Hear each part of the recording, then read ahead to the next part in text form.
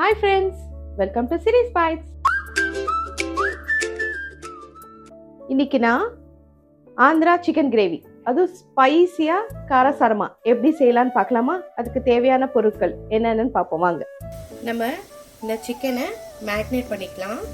1/2 spoon மஞ்சத்தூள், 1 spoon மிளகாத்தூள், 1 spoon கொஞ்சம் கம்மியாக 1 ஸ்பூனுக்கு கம்மியாக உப்பு போட்டுட்டு இதை நல்லா பிசைஞ்சு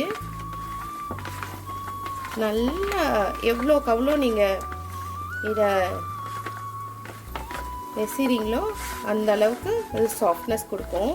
சிக்கன் ஒரு குழி கரண்டி அளவுக்கு தயிர் போட்டோன்னா சிக்கன் வந்து நல்லா சாஃப்டாக இருக்கும். இது அப்படியே ஒரு 1 hour ஒரு இல்லை 1/2 hour ஆகுது ஃப்ரிட்ஜ் வச்சுடும். இதுக்கு தேவையான பொருட்கள் 1 kg சிக்கன், 3 பெரிய வெங்காயம், 2 தக்காளி. நான் ஸ்பைசஸ் எல்லாம் உங்களுக்கு வறுக்கும் போது நான் காமிச்சிடுறேன். இந்த மாதிரி கடாயில் ஒரு 2-3 குழி கரண்டி அளவு எண்ணெய், ஃபைனாக சாப் பண்ணி வச்சுருந்த இந்த 3 வெங்காயத்தை போட்டுக்கலாம். இது கோல்டன் ப்ரௌன் வர அளவுக்கு நம்ம வதக்கிக்கலாம். அதுக்குள்ளே இதுக்கு தேவையான மசாலா நம்ம என்னெல்லாம் வறுக்கணுன்றதை பார்க்கலாம். இதுக்கு தேவையான பொருட்கள் 2 ஸ்பூன் தனியா, 1 ஸ்பூன் ஜீரகம், 1 ஸ்பூன் மிளகு, ஒரு 4-5 காஞ்ச மிளகா, இந்த அளவுக்கு பட்டை, அப்புறம் 2 பூ, அனாசி பூ, லவங்கம் ஒரு 5-6, அதுக்கப்புறம் கல்பாசி ஒரு 2. இதுக்கு நான் ஏலக்காய் போட மாட்டேன். இது வந்து காஞ்ச கொப்பரை இல்லாதவங்க ஒரு 5-6 முந்திரி பருப்பு போட்டுக்கலாம். காஞ்ச கொப்பரை இதெல்லாமே நம்ம வறுத்துக்கலாம். இப்படி ஒரு ஃப்ரைங் பேன் வச்சுக்கலாம். கடாய் சூடாயிடுச்சு. நம்ம இந்த பொருட்கள் எல்லாம் இதில் போட்டுக்கலாம். ட்ரை ரோஸ்ட் பண்ணால் போதும். எப்போவுமே நம்ம அந்த ஃப்ரெஷ்ஷாக அரைச்சி போடுற அந்த டேஸ்ட் வந்துட்டு ரொம்ப டேஸ்டியாக இருக்கும். நல்லா ரோஸ்ட் பண்ணிக்கணும்.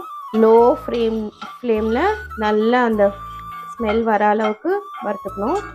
இப்போது நம்ம இந்த காஞ்ச கொப்பரை, நான் ஆல்ரெடி இதை வந்துட்டு என்கிட்ட நிறைய தேங்காய் இருந்துச்சு, அதை எடுத்து நான் இந்த மாதிரி ஸ்க்ரேப் பண்ணி வச்சுட்டு நான் இதை நல்லா வெயிலில் காய வச்சு டீப் ஃப்ரிட்ஜில் ஸ்டோர் பண்ணி வச்சுப்பேன். நான் தேவையானப்பெல்லாம் நான் இந்த மாதிரி எடுத்துப்பேன்.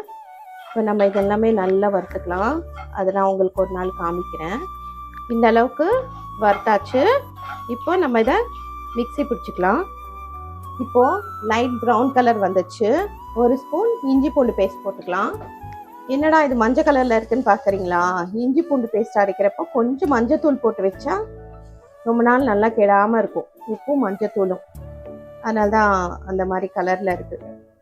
இப்போது இஞ்சி பூண்டு பேஸ்ட்டும் வதங்கிடுச்சு. நைஸாக சாப் பண்ணி வச்சுருந்த தக்காளி போட்டுக்கலாம். கொஞ்சம் நல்லா மேஷ் ஆகிற அளவுக்கு வதக்கிக்கலாம். இப்போது ஆயில் எல்லாம் வந்துடுச்சு. நம்ம மேரினேட் பண்ண சிக்கனை போட்டுக்கலாம்.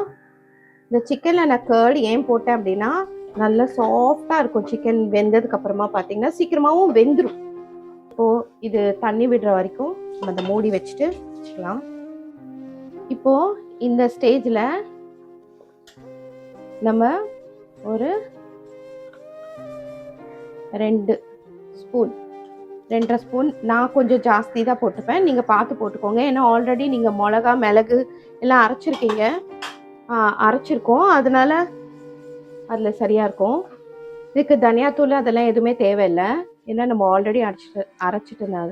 இது பாருங்கள், தேவையான அளவு உப்பு. நல்லா ஒரு கிரேவி கன்சிஸ்டன்சிக்கு வர அளவுக்கு இந்த மாதிரி மசாலா நல்லா அரைச்சி எடுத்துட்டு வந்துட்டேன். இதில் நம்ம 40% மசாலா, 40% போட்டுக்கிட்டு நல்லா சரியான ஸ்மெல் வருது ஃப்ரெண்ட்ஸ். அந்த மசாலா போட்டதுமே அப்படி ஒரு வாசனை பாருங்கள் எப்படி இருக்குது. நான் சொன்னேன் இல்லையா, தயிர் போட்டால் சீக்கிரம் வெந்துடும். நீங்கள் பாருங்கள் எவ்வளோ சீக்கிரம் வெந்துடுச்சு. இந்த ஸ்டேஜில் கலக்கிட்டு சுடு தண்ணி ஊற்றிக்கலாம். நான் எப்போவுமே சுடு தண்ணி தான் ஊற்றுவேன், உங்களுக்கு தெரியும் இல்லையா. சுடு தண்ணி ஊற்றுட்டிங்கன்னா நல்லாயிருக்கும். சில்லு தண்ணி ஊற்றாதீங்க, நான் ஹாஃப் வெந்த மாதிரி ஆகிடும். இப்போது நம்ம மூடி வச்சுக்கலாம். நம்மளோட இந்த சிக்கன் கிரேவி ரெடி ஆயிடுச்சு. இந்த மசாலா ஃப்ளேவரும் அந்த சிக்கன் குழம்பும் இந்த பாருங்க friends, super and very very spicy chicken.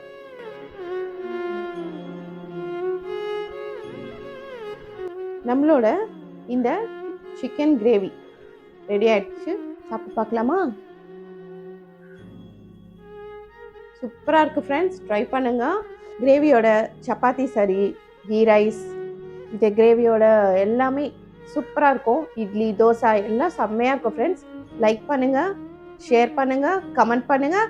அதே மாதிரி சீரிஸ் பைட்ஸ் சேனலில் போய்ட்டு சப்ஸ்கிரைப் பண்ணுங்கள். அப்படியே மறந்துடாமல் அந்த பெல்லை தட்டிட்டு போங்க.